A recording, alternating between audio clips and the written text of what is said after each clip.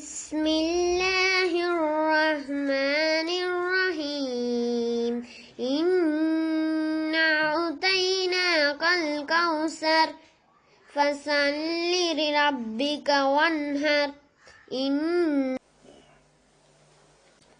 மதிமுகம் தொலைக்காட்சி நேயர்களுக்கு அஸ்ஸலாமு அலைக்கும். குர்ஆனை எளிதில் ஓதிட என்ற இந்த தொடர் நிகழ்ச்சியில குர்ஆனை வாசிக்க தெரியாதவர்களுக்காகவும் அரபு மொழி அறியாதவர்களுக்காகவும் எளிமையான முறையில குர்ஆனை ஓதுவதற்கான ஒரு வகுப்பை நம்ம நடத்தி வருகிறோம். இன்று நம்ம பார்க்க வேண்டிய வகுப்பு என்னவென்று சொன்னால், இன்னொரு குறியீடு, அகர குறியீடு, இகர குறியீடு, அதாவது ஜபரு ஜேருன்னு சொல்லுவாங்க இல்லையா, அதை நம்ம பார்த்துட்டோம். அது மாதிரி இன்றைக்கு நம்ம பார்க்கறது என்னன்னு கேட்டா ரெட்டை குறியீடு. ரெட்டை குறியீடுன்னு சொன்னா அந்த ஜபருங்கிறாங்கல்ல மேல கோடு, அது 2 கோடா போடுவாங்க. கீழே கோடு போடுவாங்கல்ல ஜேரு, அதையும் 2ஆ போடுவாங்க. இந்த பேசு லம்முன்னு போடுவாங்கல்ல கொம்பு மாதிரி, அதை ஊனாவுக்கு போடுறது, அதையும் டபுளா போடுவாங்க. அப்போ அகர இகர உகர அந்த 3 குறியீடுகளுமே ஒரு குறியீடுக்கு பதிலாக 2 குறியீடாக போடுறது ஒரு வச்சிருக்கிறாங்க வழக்கத்துல.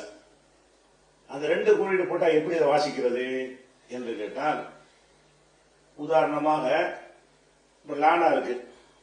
லானா லாம போட்டு மேல ஒரு கோடு லானா போட்டுருவோம். லானாவுக்கு சேர்த்து ஒரு இன்னன்னா சேர்க்க வேண்டியிருக்கு. இன்னன்னா என்கிற எழுத்தை சேர்க்க வேண்டியிருக்கு. அப்படி சேர்த்தா என்ன செய்யணும்? நூன்கிற எழுத்தை போட்டு அந்த சுக்கூன் ஒரு அரை வட்டம் அதை போட்டோம்னா லா இன் லன் என்று வாசிப்போம். அந்த இன்கிற ஒரு எழுத்தை கூடுதலா எழுதுறோம்ல, அதை இன் எழுதாமலேயே இன் உச்சரிப்பை கொண்டு வருவதற்காக வேண்டி என்ன செய்வாங்கன்னு கேட்டா, அந்த லாண்டு ஒரு கோடு போட்டோம்ல மேல, அதை 2 கோடு ஆக்கி விட்டுருவாங்க. அப்படி ஆக்குனா இந்த 3 சேர்க்க வேண்டிய தேவையில்லை. வெறுமனே லாம் மட்டும்தான். லா மட்டும் போட்டுட்டு 2 கோடு மேல போட்டா லன், லானா இன்னன்னா என்று 2 தடவை 2 எழுத்தாக எழுதுவதற்கு பதிலாக லானா மட்டுமே எழுதி அதுல 2 குறியீடு போட்டாங்கன்னு சொன்னா இன் என்கிற உச்சரிப்பு அதுல சேர்ந்து கொள்ளும். அதே மாதிரி லீனா, லீனான்னு இப்படி எழுதிட்டோம். லீனா அரபில் எழுதுவோம். இப்படி லாம் என்ற எழுத்தை எழுதி கீழே ஒரு கோடை போடுவோம், அது லீ. அதுல ஒரு இன் சேர்க்கிறதா என்ன செய்யணும்? ஒரு நூனை எழுதி ஒரு சுக்கூன் அந்த அரைவட்டம் போடணும். அப்ப லீ இன் லின் என்று வாசிப்போம். இந்த இன்னை தூக்கிட்டு என்ன செய்வாங்கன்னு கேட்டா, கீழே போட்ட அந்த மொத்த குறியீட்டை ரெட்டை ஆக்கிடுவாங்க. கீழே 2 கோடு போட்டுட்டாங்கன்னா லின், மேல 2 கோடு போட்டாங்கன்னா லன். அது 3 இல்லாமலேயே நூனுடைய உச்சரிப்பு தான் இன் என்ற உச்சரிப்பு.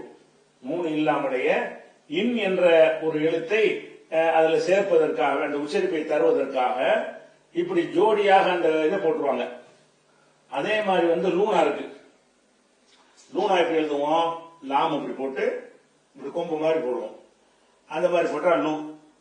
அதுக்கு பதிலா இன்னொரு கொம்பை போட்டு விட்டோம்னு வைங்க, அதை எப்படி போடுவாங்கன்னா கொஞ்சம் உள்டாவா போடுவாங்க. வித்தியா இப்படி போடுறதுக்கு பதிலா மேல இப்படி போட்டு விடுவாங்க. அப்பதான் அந்த இடத்தை அதிகம் பிடிக்காதுங்கிறதுனால அப்படி போடுறதுனால அது லுன் என்று ஆயிரும். லூனாவை போட்டுட்டு இன்கிறத எழுதாமையே என்ன செய்வாங்க, அதை நூனை அந்த ரெண்டு கொம்பை குறியீட போட்ட உடனே இன்கிற உச்சரிப்பு அதுல கிடைச்சிடும். அப்ப இது எல்லா இடத்திலும் இப்படி வரும். லன் மண் தன் பன் எந்த எழுத்து எடுத்துக்கொண்டாலும் சரி, எதுல எல்லாம் ரெட்டை குறியீடு இருக்கிறதோ, அகர குறியீடு ரெட்டையா இருந்தா அன் என்று வாசிங்க, இகர குறியீடு அது ரெட்டையா இருந்தா இன் என்று வாசிங்க, உகர குறியீடு ரெட்டையா இருந்தா உன் என்று வாசிங்க. அந்த குறியீடு டபுளா இருக்கும்போது என்ன செய்யணும்? ஒரு இன்கிற ஒரு உச்சரிப்பை அதுல கொடுத்துரும். இதை நீங்க பயிற்சி எடுப்பதற்காக வேண்டி உங்களுக்கு இந்த இமேஜ் உங்களுக்கு அந்த படத்தை உங்களுக்கு காட்டி நான் ஒன்னொன்னையா சொல்லி காட்டுறேன். அதாவது முதல் இருக்கிறது வலதுல இருந்து ஆரம்பிக்கணும். அரபில இங்கிட்டு இருந்து முதல்னா இங்க போயிடக்கூடாது, இந்த பக்கம் உள்ளதுதான் முதல். அப்ப வலது பக்கம் உள்ளதுல அந்த ஃபர்ஸ்ட் கட்டத்துல என்ன இருக்கு பாருங்க, லா போட்டு இன் போட்டிருக்கா, லன் லாவும் போட்டிருக்கோம், ஒரு இன்னும் போட்டிருக்கோம், இன்னும் நூனை போட்டிருக்கோம். அதுக்கு பதிலாக அடுத்த கட்டத்துக்கு வாங்க. அதே லா இருக்குது, அதுல இன்னும் இல்ல, இன்கிற அந்த எழுத்து சேர்க்கல. அதுக்கு பதிலா என்ன செஞ்சிருக்கிறோம், 2 கோடை மேல போட்டு விட்டோம், லன்.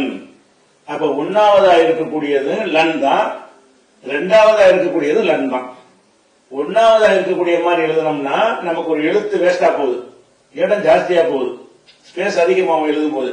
அது இல்லாம இந்த இன்கிற உச்சரிப்பு ஏன் அப்படி செய்யறாங்கன்னா, இன்கிறது எல்லா சொற்களுடைய கடைசியிலையும் வரக்கூடிய ஒரு எழுத்தா இருக்கிறதுனால அதுக்கு ஏதாவது ஷார்ட்கட்டை கண்டுபிடிப்போம், இதை கண்டுபிடிச்சிருக்கிறாங்க. இன்னொன்று எழுதிட்டு இருந்தோம்னா ரொம்ப நிறைய எல்லா இடத்துலயும் இந்த இன் வரும்.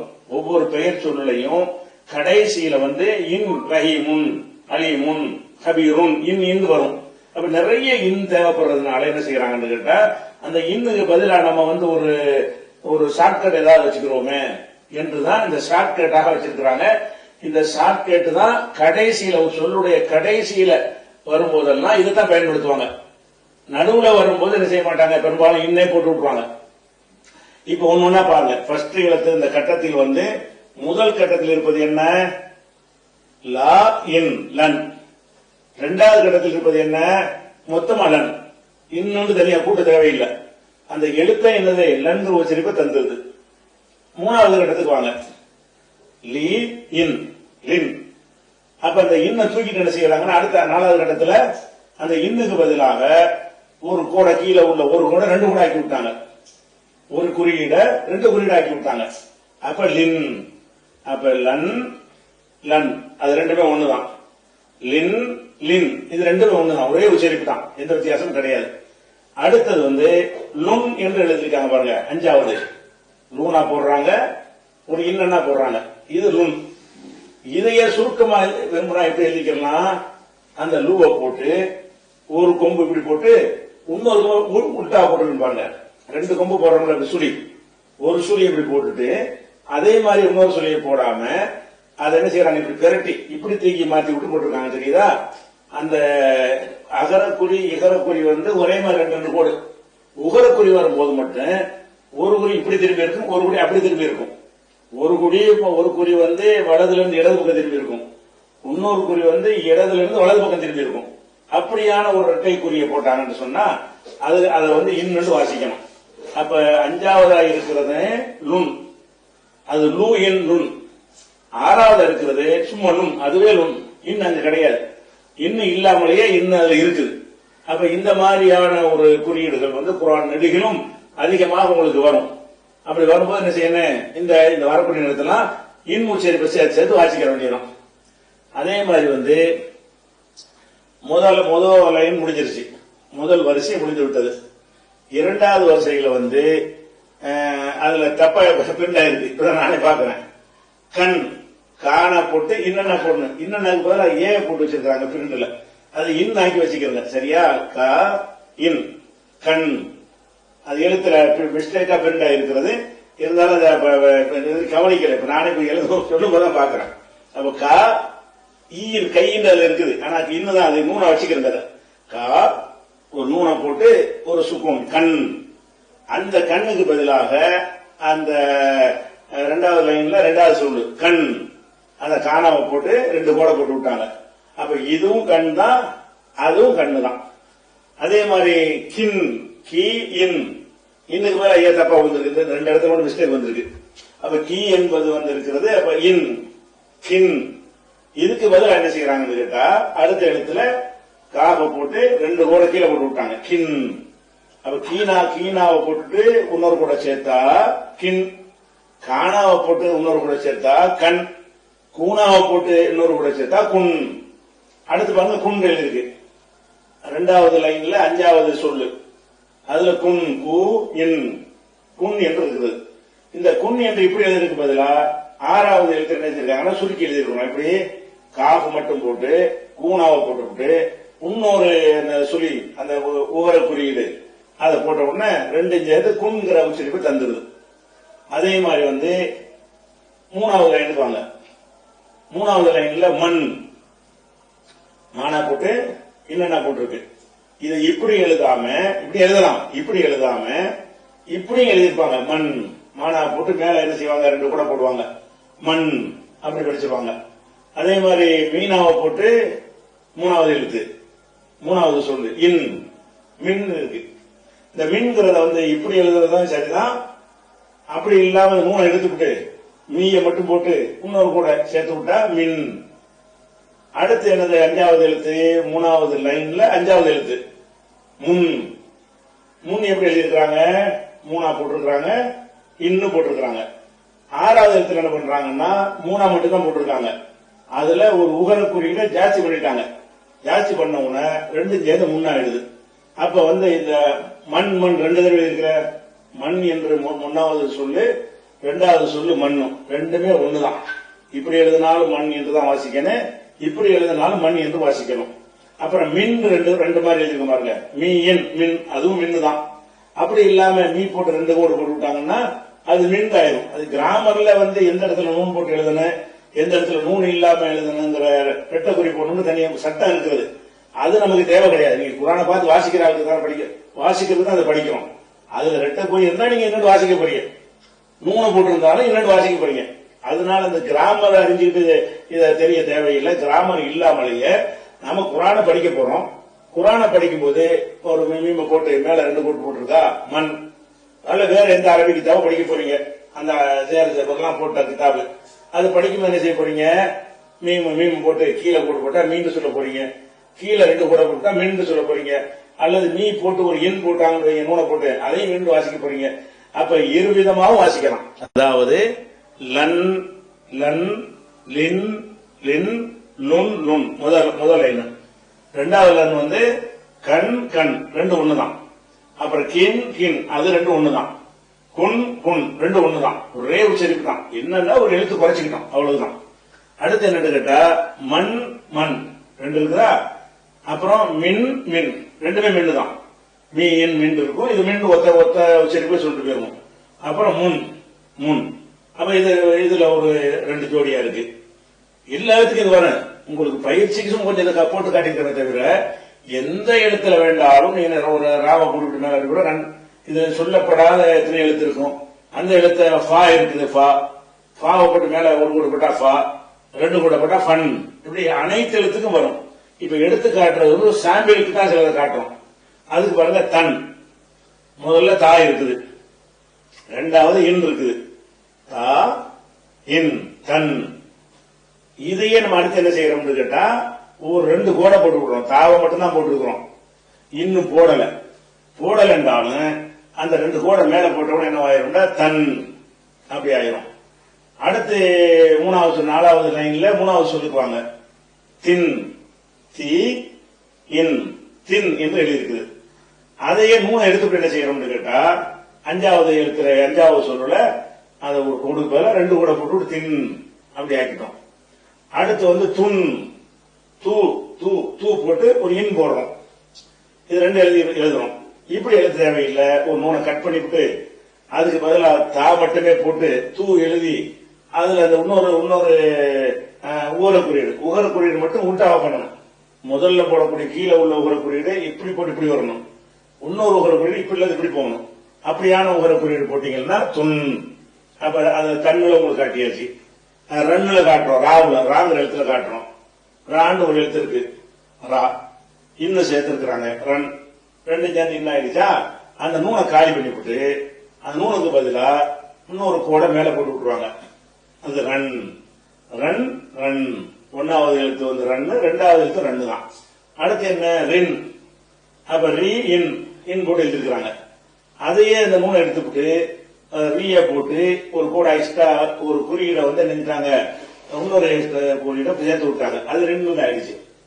அதுக்கப்புறம் ரூன். ரூன் எப்படி ரூனா போட்டிருக்கு, ஒரு இன்னா போட்டிருக்கு. இப்படி போட்டாலும் ஒண்ணுதான்.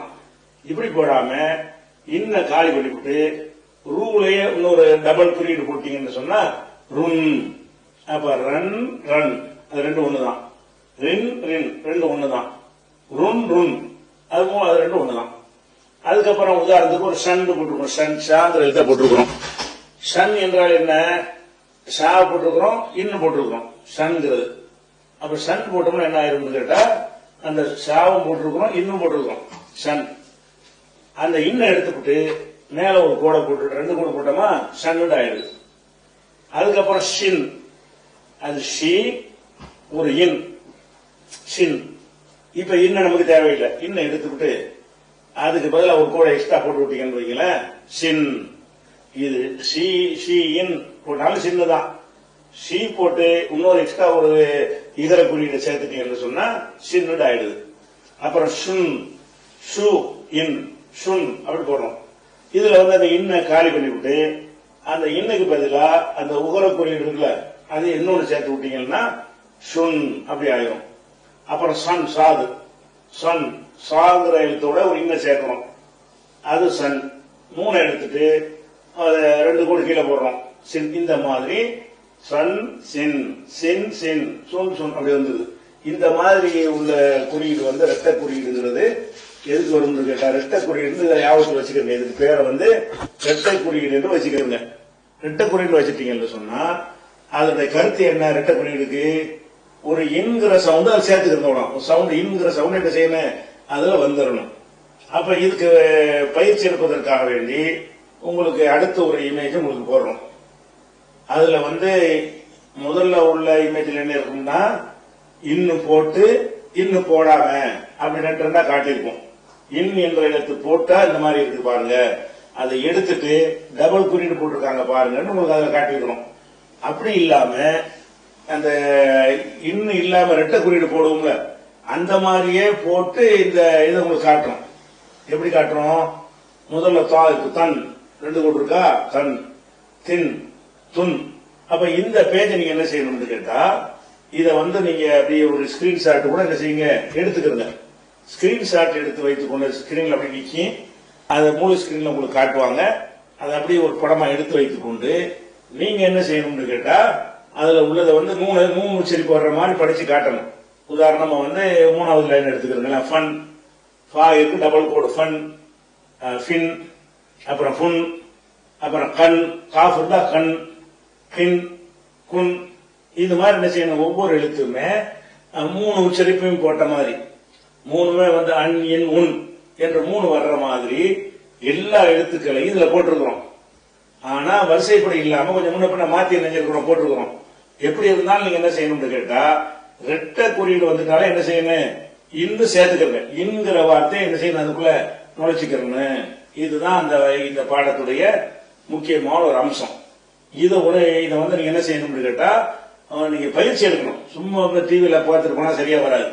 இந்த ஸ்கிரீன்ல உள்ளதை என்ன செய்யணும், அப்படியே உங்க போன்ல இருந்து ஒரு படம் எடுத்து வச்சுக்கிட்டு அதுல ஒண்ணுயா நீங்க வாசிக்கணும். இந்த இன் உச்சரிப்போட நீங்க என்ன செய்யணும், வாசி பழகணும்.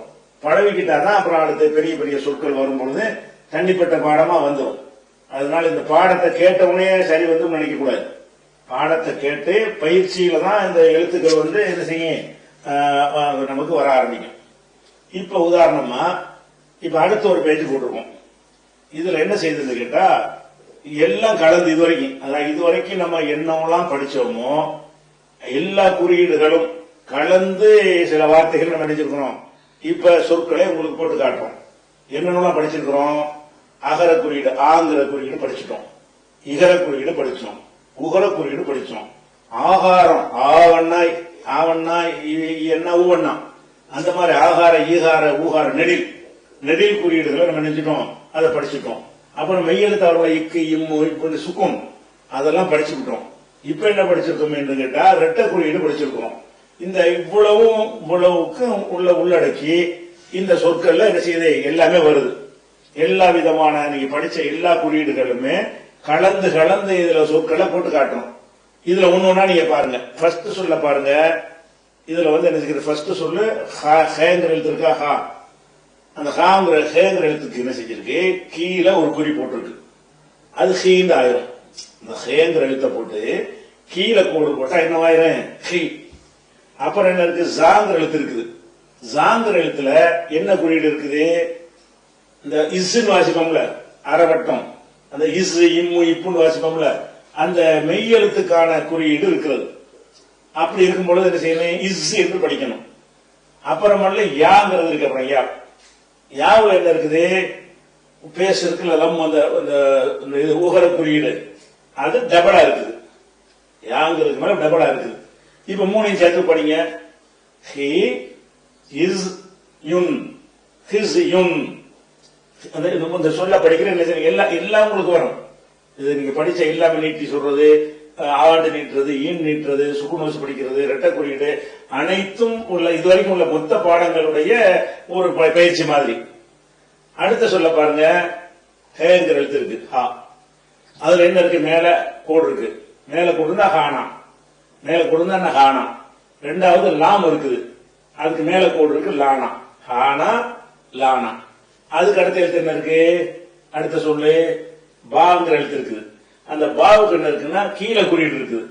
கீழே குறியீடு இருந்தா பி, கீழே டபுள் குறியீடு இருந்தா பின், கீழே ஒரு குறியீடு இருந்தா பி, கீழே வந்து ரெண்டு குறியீடு வந்துச்சுன்னா பின். ஹா லா பின், ஹல பின் அப்படி வச்சிருக்கோம். அதுக்கப்புறம் வந்து ஐந்து இருக்கு பாருங்க, மூணாவது சொல்லு ஐந்து இருக்குதா? ஐந்துக்கு என்ன போட்டிருக்கு? மேல கூட போட்டிருக்கு. அப்ப ஆறு சொல்லி படிக்கணும். ரெண்டாவது அந்த ஐந்துல அந்த இது போயிடும். ஐந்துல என்ன போயிடும்? இவ்வளவுதான் நமக்கு வரும்.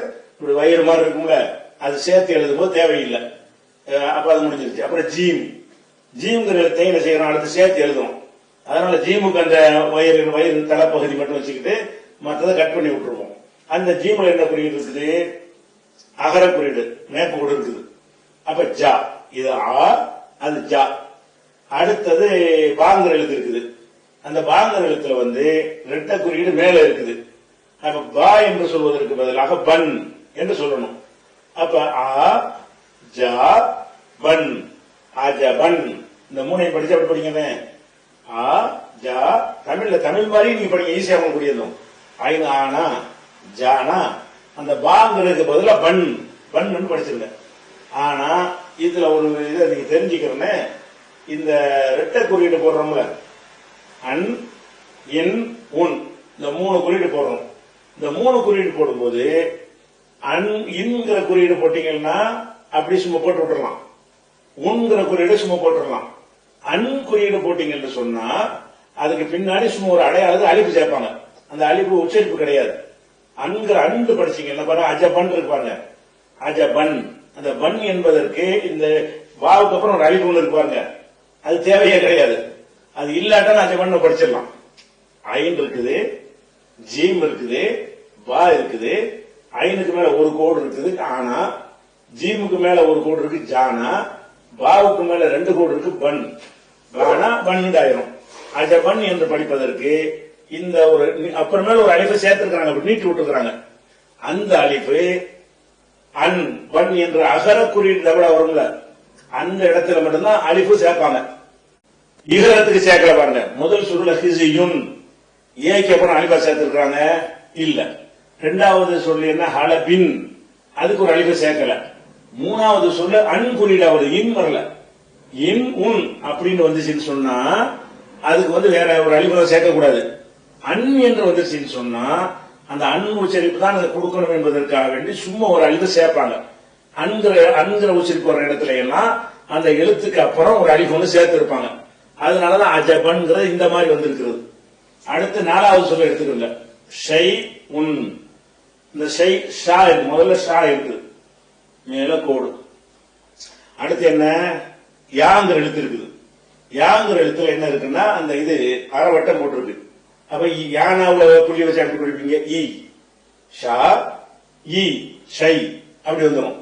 அதுக்கப்புறம் மூணாவது ஹம்சாங்கிற எழுத்து இருக்குது. ஹம்சாங்கிறது அலிஃபு மாதிரி தான், அலிஃபு ஹம்சா ரெண்டு ஒண்ணுதான். அப்ப ஹம்சாங்கிற அந்த எழுத்தை போட்டு அதுல என்ன கொடுத்திருக்காங்கன்னா ரெண்டு குறியீடு போட்டிருக்காங்க, ரெண்டு உகர குறியீடு போட்டிருக்காங்க. அப்ப உன், அப்ப எப்படி படிக்கணும், ஷானா போடுங்க, யானாவுல ஒரு புள்ளி வைப்போம்ல, இ ஷை உன், ஷை உன். இந்த நாலாவது எழுத்து எப்படி படிக்கணும், ஷை உன் என்று படிக்கணும். அதே மாதிரி வந்து அஞ்சாவது சொல்லுக்கு வாங்க. அஞ்சாவது சொல்லு என்ன இருக்குது, மீம் இருக்குது. மீமுக்கு மேல ஒரு கோடு, மா. ஒரு கோடு நிப்பாட்டாம ஒரு அலிஃபு ஒண்ணு சேர்க்கிறாங்க. அலிஃபு சேர்த்தா எப்படி வந்துடும், மாவண்ணாவாயிரும். நீங்க படிச்சுக்கோங்க, ஆகார குறியீடு ஆ என்று நீட்டுவது, ஈ என்று நீட்டுவது, ஊ என்று நீட்டுவது படிச்சீங்கல்ல. இதுல ஆ என்று நீட்டுவதற்குரிய வகையில் இது இருக்கிறது.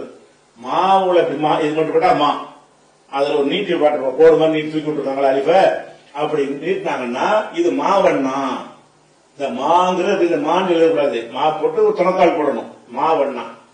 அடுத்து என்ன இருக்குன்னா ஹம்சா இருக்குது. ஹம்சாவுக்கு என்ன படிக்கணும்? மேல 2 கோடு போட்டா அன், கீழே 2 கோடு போட்டா இன், மேல 2 உகர குறியீடு போட்டாங்கன்னா உன் படிக்கணும். இங்க கீழே தான் 2 குறியீடு இருக்குது. அப்ப என்ன ஆயிரும்? இன் மா இன், மா இன், மை இன் படிக்க கூடாது. இது நீட்டி இருக்கிறதுனால மாவண்ணா போட்டு இன் மா இன் அப்படின்னு படிக்கணும். அப்ப மீதி உள்ளது இருக்கிறது. ஏன்னா இந்த இதுல எடுக்கிற பயிற்சி தான் இது வரைக்கும் உள்ள எல்லா பாடமும் இதுல வந்துடும். இது வரைக்கும் நம்ம என்னென்ன பாடங்கள் உங்களுக்கு சொல்லி தந்தோம், எப்படி சேர்க்கிறது, சேர்த்தா வடிவம் மாறுறது, எப்படி ஆனா இனா ஊனா, எப்படி ஆவண்ணா ஐயன்னா ஊன்னா, எப்படி இக்கண்ணா இத்தனா இட்டன்னா, அது மாதிரி எப்படி ரெட்ட குறியீடுங்கிற இது வரைக்கும் நீங்க படிச்ச எல்லாமே இந்த இப்ப இந்த பேஜ் காட்டுறோம்ல இந்த படம், இதுல உள்ள சொற்கள்ல எல்லா சட்டத்தையும் இதுல பொருத்தி வச்சிருக்கிறோம். அதனால இதுல எடுத்து ட்ரைனிங் பண்ணிட்டீங்கன்னா இந்த எதை வேணாலும் வாசிட்டு போயிருவீங்க. அதனால இந்த மாயின் வரைக்கும் வச்சுக்கிட்டு இன்ஷா மீதி உள்ளதை அடுத்த வாரம் இதே பேஜுக்கு உள்ள அடுத்த வாரம் என்ன செய்வோம், நம்ம இதை விரிவாக இன்னும் மீதி உள்ள சொற்களுக்கான எப்படி வாசிப்பது என்பதை இதன் மூலம் பயிற்சி எடுத்துக்கொள்ளணும். அஸ்ஸலாமு அலைக்கும்.